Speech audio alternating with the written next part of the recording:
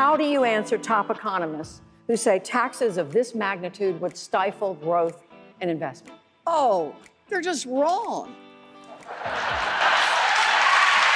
Former President Obama said this week when asked who should be running countries that if women were in charge, you'd see a significant improvement on just about everything. How do you respond to what the former president had to say? Senator Klobuchar, you had your hand raised. Thank you for asking a woman this question. I think, first of all, we have not had enough women in our government.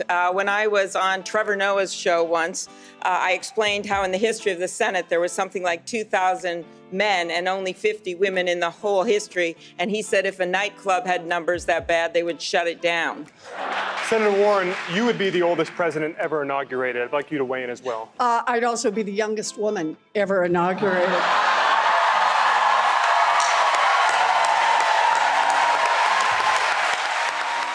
Gentlemen, Senator Klobuchar, we'd like to hear from you. Okay. Yes, Senator Klobuchar, pay premiums Whoa, on guys, payments. hey.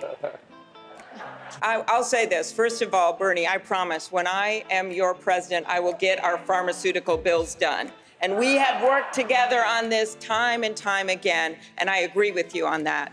But where I disagree is I just don't think anyone has a monopoly on bold ideas. I think you can be progressive and practical at the same time. The mayor just recently had a fundraiser that was held in a wine cave full of crystals and served $900 a bottle wine.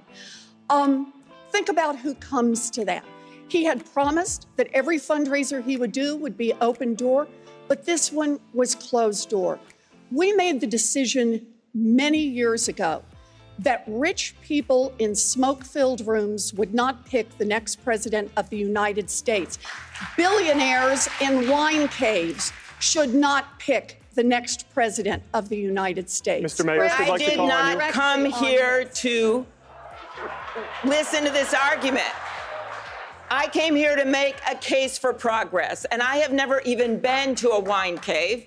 I've been to the Wind Cave in South Dakota, which I suggest you go to. So what is making a case for progress about? That is what unites us up here instead of what divides us, which is campaign finance reform. That means passing a constitutional amendment to overturn Citizens United.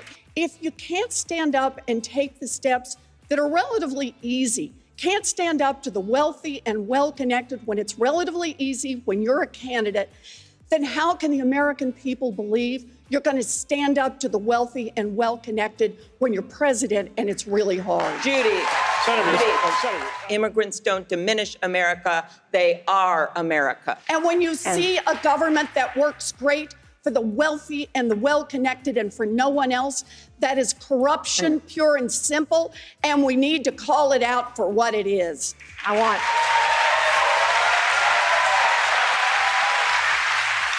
If you want to cross a river over some troubled waters, you build a bridge, you don't blow one up.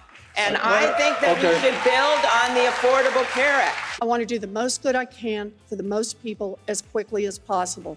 On day one, I'm going to attack the prices on commonly used drugs like EpiPens and insulin and bring down those prices. The president can do that, I love saying this, all by herself. And I will do it.